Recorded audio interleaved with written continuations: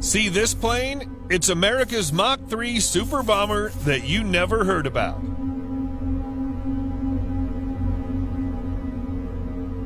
The North American XB-70 Valkyrie was the largest and fastest bomber ever built by the United States, but the massive 6-engine Mach 3 capable jet never entered production. Only one surviving prototype sits in a museum in Dayton, Ohio, even as the Boeing B-52 it was supposed to one day replace continues to soldier on. Named Valkyrie after the female battle spirits of Norse mythology, the bomber was built to penetrate Soviet air defenses in a nuclear war and deliver thermonuclear bombs on targets. The XB-70 was 196 feet long, 31 feet tall at the tail, and had a maximum gross weight of 521,000 pounds. The Valkyrie was fabricated using stainless steel honeycomb sandwich panels and titanium. It was designed to make use of a phenomenon called compression lift, achieved when the shock wave generated by the airplane flying at supersonic speeds supports part of the airplane's weight. This unique characteristic reduced drag and was one of the secrets of the XB-70's performance. The idea behind the XB-70 originated in the 1950s, when it was assumed even greater speeds and altitudes would enable American bombers to survive against Soviet air defenses unmolested on their way to delivering their doomsday payloads. At the time, the only effective defense against bombers were fighters and anti-aircraft artillery. Even then, anti-aircraft guns were only marginally effective, and interceptors were increasingly challenged by ever-improving bomber performance. But the introduction of the first Soviet surface-to-air missiles in the late 1950s changed that picture dramatically. Suddenly, the XB-70 were much more vulnerable, and even its Mach 3 speeds could not guarantee its survival. To cope with the rising threat of Soviet missiles, the United States Air Force began to fly missions at a lower altitude where the enemy radar would have more trouble tracking its target. But at these lower altitudes, the XB-70 Valkyrie would be much less effective. So much, in fact, that it would not perform better than the B-52, the bomber it was meant to replace. Mission range and fuel economy would also suffer when flying lower. Another nail in the coffin for the XB-70 project was the development of ICBM missiles in the late 1950s.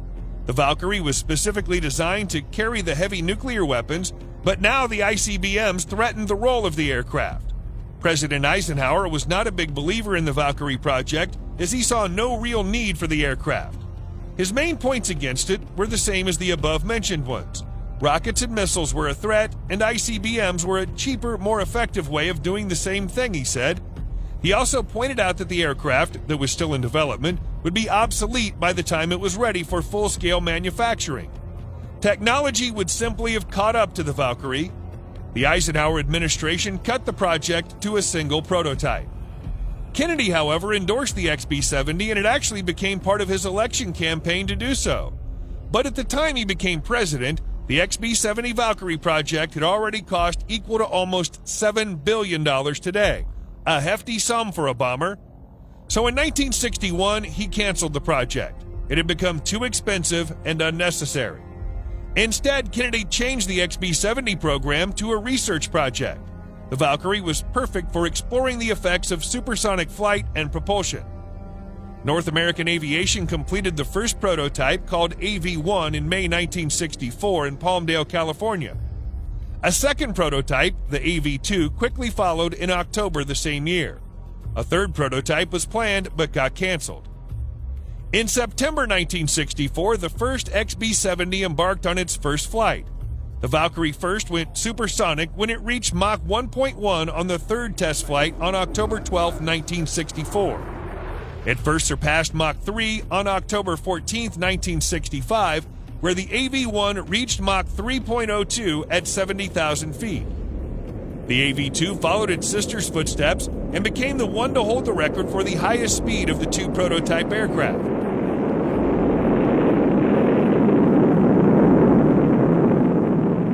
In April 1966, the AV-2 reached and maintained a top speed of Mach 3.08 for 20 minutes. A month later, the AV-2 flew at Mach 3.06 for 32 minutes and covered a distance of 3,900 kilometers, or 2,400 miles, in the 91 minutes flight time. Tragedy struck on June 8, 1966, when the second XB-70 prototype was destroyed in a crash after a mid-air collision with its F-104N chase plane. 2 people were killed and 1 was severely injured during the accident. The loss of the second aircraft, which was much more capable than the first, was a huge setback. Testing, however, continued until February 4, 1969. Ultimately, the first XB-70 logged 83 flights totaling 160 hours and 16 minutes, while the second XB-70 logged 46 flights totaling 92 hours and 22 minutes, according to NASA. The XB-70 Valkyrie last went supersonic in December 1968. In February the following year, the Valkyrie AV-1 took its final flight to the National Museum of the United States Air Force near Dayton, Ohio. It's still on display there. The XB-70 Valkyrie was indeed ahead of its time. Despite a turbulent life from development to retirement, the futuristic supersonic bomber amazes with its looks, performance, and history. It was a product of the Cold War, where experts thought that Mach 3 speeds and higher altitudes could protect a bomber carrying nuclear weapons. But development costs and advances in technology eventually made the XB-70 Valkyrie unnecessary. Instead, the bomber was used in a research project aimed to study supersonic flight. The Valkyrie generated valuable insights about supersonic flight, insights that were later used in other military aircraft. The crash in 1966 became a darker chapter in the history of the aircraft, but the remaining Valkyrie continued its work in research and eventually went on display in 1969 in a museum in Ohio. The XB-70, while a technological wonder at the time, was the wrong plane for the wrong time. It came at a time when ballistic missiles were thought to be supplanting manned bombers. Moreover, it was being developed at a time when it was increasingly apparent that high speed and high altitude were not sufficient protection against surface-to-air missiles or the next generation of Soviet fighters.